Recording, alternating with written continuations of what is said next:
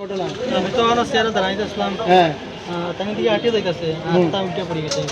মাথা ঘুরাইয়া পড়ছে, তারপরে তারপরে তো দরিয়া এখনো বানি হয়েছে, এখান থেকে এখনো নিয়ে গুম্পাদানি হয়েছে।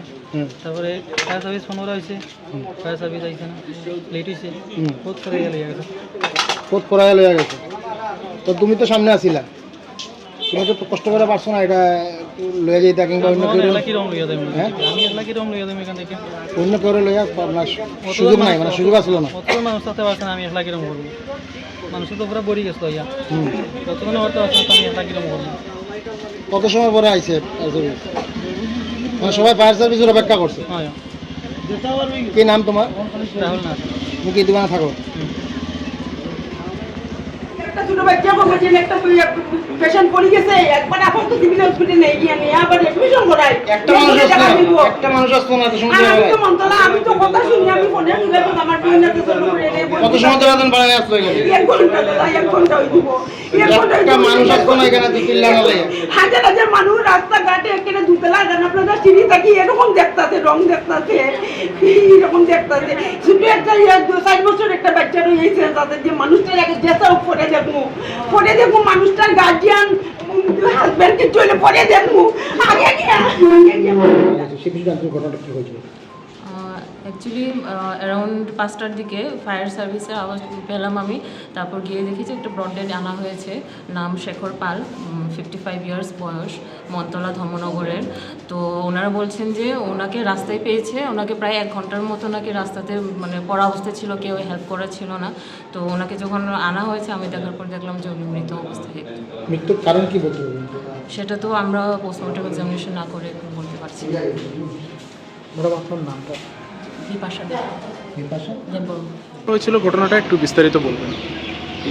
রানা প্লাজার সামনে একজন লোক মানে হঠাৎ মাথা ঘুরিয়ে পড়ে গেছে।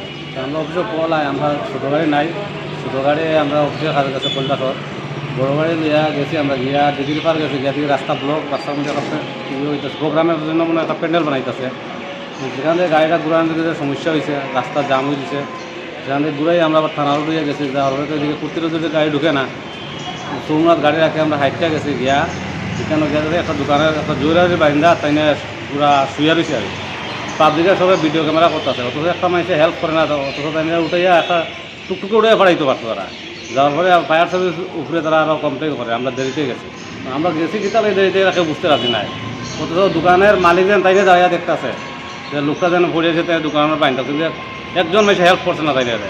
যদি হেল্প করতো তাইনে বাচ্চাইতো, মহিলা যায় দাঁড়িয়ে দিব। যত লোকটা ভিডিও করছে দোকানে মানে তারার জন্যই মরছে। অনেকক্ষণ ধরেই উনি মৃত অবস্থায় ছিলেন।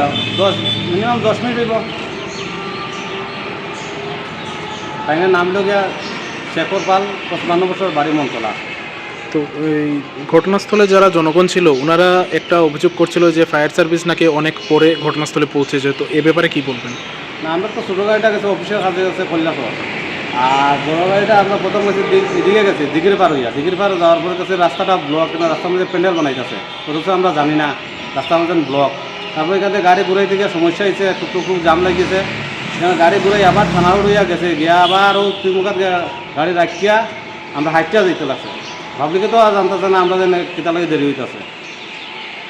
সেখানে পাবলিক কোনো রেসপন্স করেনি ওই পেশেন্টটিকে? না, কোনো রেসপন্স করেছে না।